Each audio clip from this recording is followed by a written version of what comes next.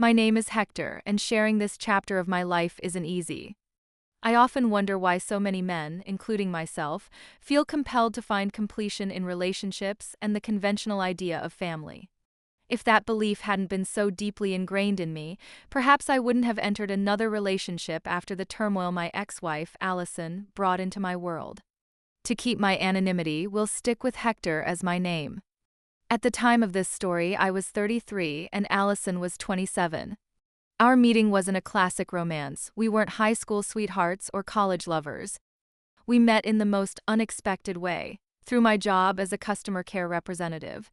She was just another frustrated caller at first, reaching out to complain about one of our products. Fate, or whatever you'd like to call it, assigned me to handle her issue. That seemingly ordinary call turned into an unplanned, casual conversation that somehow sparked an unexpected connection. What began as a typical customer interaction evolved into friendship, and from there, it grew into something deeper. At the time, I took it as a sign. I had been praying for guidance in finding a life partner, and Allison seemed to arrive as if she were an answer to that prayer. Allison worked as a marketer for a real estate company and appeared to be successful and driven. Unlike many men, I didn't mind that she earned more than I did. I was content with my life, living on a modest salary and working hard to keep things going.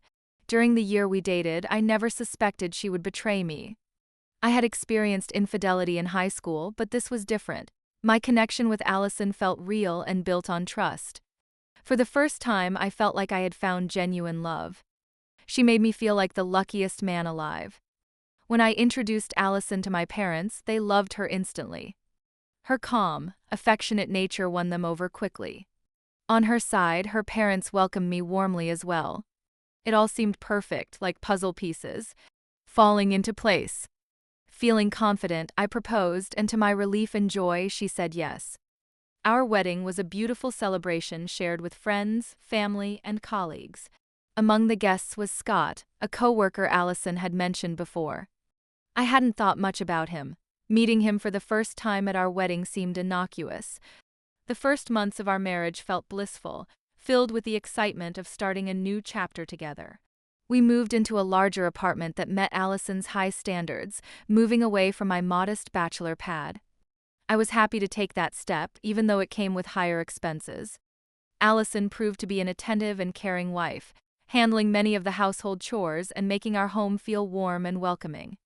She often took on the heavier responsibilities, and I appreciated her effort. Life felt good, stable. However, things began to shift as Allison's career took off. Within 9 months of our marriage, she had been promoted twice and was making significantly more money.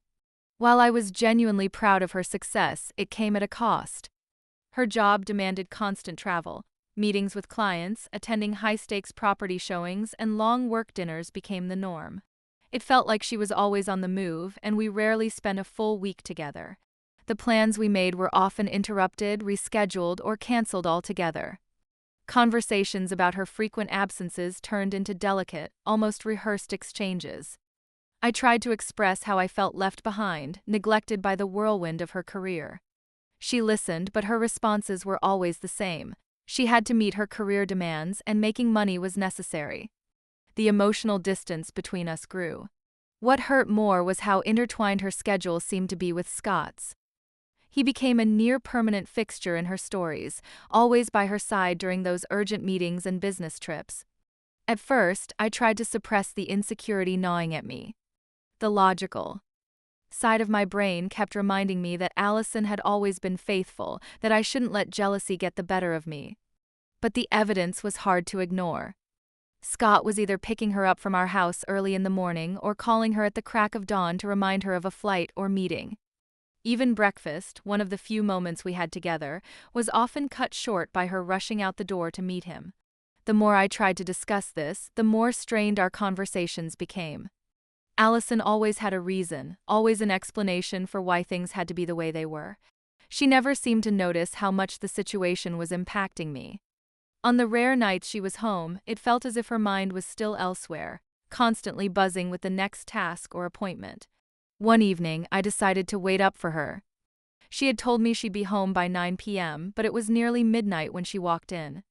Her makeup was smudged, her hair slightly disheveled. She apologized, mentioning that Scott had convinced her to stay late to go over client details. It was always Scott. My stomach twisted as I nodded, pretending to believe her, but the seed of doubt had already grown roots. The breaking point came unexpectedly. One evening, as I sat alone, the knock at the door startled me. I opened it to find a group of policemen holding a warrant. They asked me to come with them for questioning, leaving me confused and alarmed. Allison had left for another supposed business trip earlier that day, so I couldn't fathom why I was being taken to the station. The police station was cold and unwelcoming. I sat in an interrogation room, alone and bewildered, waiting for an explanation. After what felt like an eternity, a female officer entered. She started questioning me about Allison and Scott, pressing for details that seemed completely disconnected from my reality. I explained what I knew, that Scott was her coworker and that they often traveled for work. I recounted the night before, how Scott had called Allison to inform her of an urgent client meeting in a neighboring state. But my answers didn't seem to satisfy them. More officers joined, bombarding me with questions and insinuations, but they refused to explain why I was there. They took my phone, claiming they needed to keep it for further examination. Panic set in as I sat in that room, hour after hour, growing increasingly anxious and exhausted. Why was Scott so important to them? Did something happen on their trip?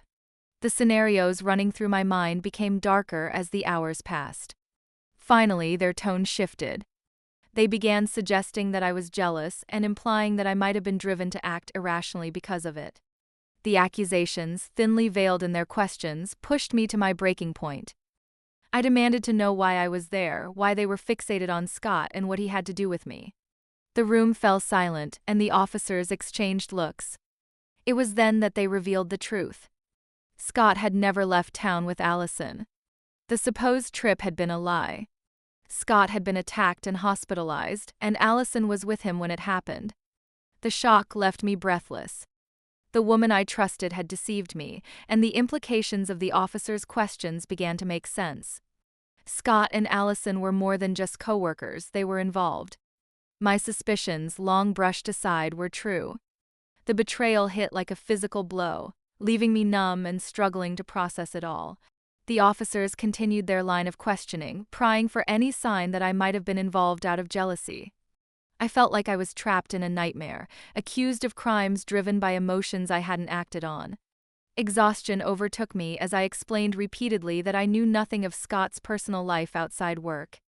Their probing suggested there was more to Scott's relationships. Multiple women, a tangled web that I was unknowingly caught in by association. After hours of relentless questioning, they released me. The officers realized that my shock and confusion were genuine, that I was as much a victim as anyone in this sordid tale. I drove home in silence, the weight of the truth pressing down on me. Scott hadn't just been her colleague, he had been her lover. The life I thought I shared with Allison was a lie. When I got my phone back, there were no messages or missed calls from Allison.